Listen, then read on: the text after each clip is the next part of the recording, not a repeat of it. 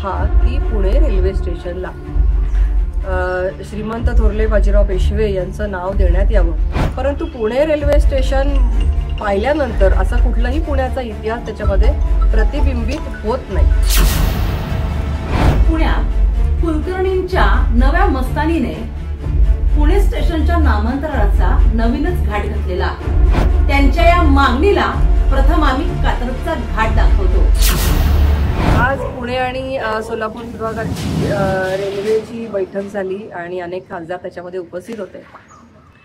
सगळ्यांनी ज्याप्रमाणे आपापल्या मागण्या मांडल्या तशा मी सुद्धा पुण्यासाठी म्हणून अनेक मागण्या मांडल्या, ज्याच्यामध्ये पुणे आणि इतर शहरांची किंवा इतर राज्यांची जी काही कनेक्टिव्हिटी आहे या संदर्भात सुद्धा अनेक मुद्दे मी मांडले। आणि त्याच्यातला एक मुद्दा या ठिकाणी जो चर्चेला जातोय तो हा की पुणे रेल्वे स्टेशनला श्रीमंत थोरले बाजीराव पेशवे यांचं नाव देण्यात यावं अशा प्रकारची मागणी ही पुण्यातल्या अनेक संघटनांनी वेळोवेळी केलेली आहे। मी सुद्धा आज त्याचा पुनरुच्चार आजच्या मीटिंगमध्ये केला। कुठलंही रेल्वे स्टेशन असू देत, कुठलंही एअरपोर्ट असू देत, ते भारताच्या त्या ठिकाणच्या इतिहासाशी त्याचं कनेक्शन असावं यासाठी म्हणून प्रयत्न केले जात आहेत की नागरिकांना सुद्धा आपल्या भागातला देदीप्यमान असा इतिहास लोकांना कळावा। परंतु पुणे रेल्वे स्टेशन पाहिल्यानंतर असा कुठलाही पुण्याचा इतिहास त्याच्यामध्ये प्रतिबिंबित होत नाही। पुणे शहर हे अतिशय मोठं नावाजलेलं असं शहर आहे की जे राजधानीचं शहर जरी नसलं तरी राजधानीच्या शहरापेक्षा कमी अजिबात नाही।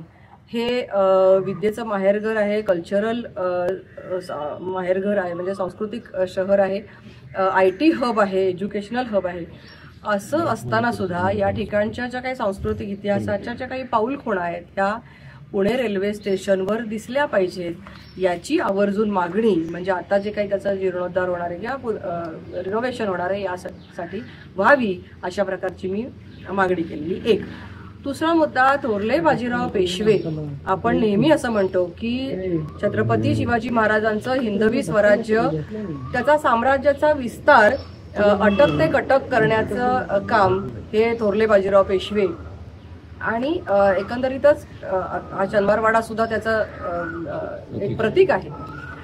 तर यांनी केलं, म्हणजे छत्रपती शिवाजी महाराजांचं मराठा साम्राज्य, हिंदवी स्वराज्य याचा जर काही विस्तार झाला असेल तर तो जसा छत्रपतींच्या काळामध्ये झाला तर तसंच बाजीराव पेशवे यांचं सुद्धा योगदान खूप मोठं आहे। आणि म्हणून त्याचं एक प्रतीक म्हणून, कारण कुठेही बाजीराव पेशवे यांचं नाव 42 लढाया लढले आणि एकही लढाई ते हरले नाहीत। इंडिया सारख्या ठिकाणी किंवा अनेक ठिकाणी त्यांच्या युद्ध कौशल्याचे आणि व्यवस्थापनाचे धडे दिले जातात।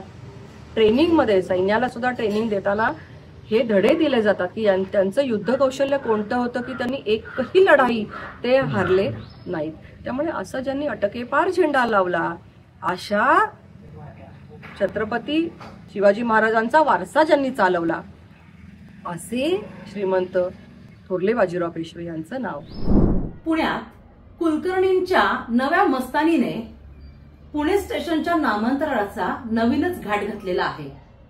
आता ही मस्तानी कोण, तर ही मस्तानी आहे भारतीय जनता पार्टीची खासदार असलेल्या मेधाताई कुलकर्णी। खरं तर पुणे स्टेशनला पेशव्यांचं नाव द्या अशी मागणी केंद्र सरकारकडे मेधा कुलकर्णी यांनी केलेली आहे।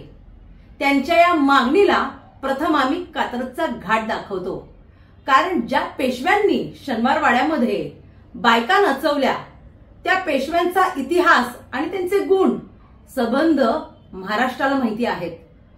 मुळातच बहुजनांचा असलेल्या या महाराष्ट्रामध्ये महात्मा ज्योतिबा फुले, शाहू आंबेडकर यांचे गुणगान गाणारा महाराष्ट्र असताना यांना केवळ नाव सुचलं ते थोरले बाजीराव पेशवे यांचं।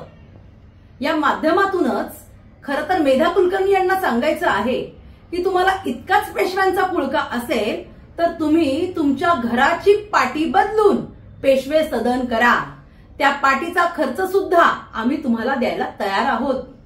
आणि अगदीच तुम्हाला अजून मोठं काही भव्य दिव्य करायचं असेल तर तुम्ही तुमच्या कोथरूडच्या मतदारसंघामध्ये एक सुंदर बगीचा बांधा आणि त्या बगीचाला तुम्ही थोरले बाजीराव पेशवे उद्यान असे नाव द्या।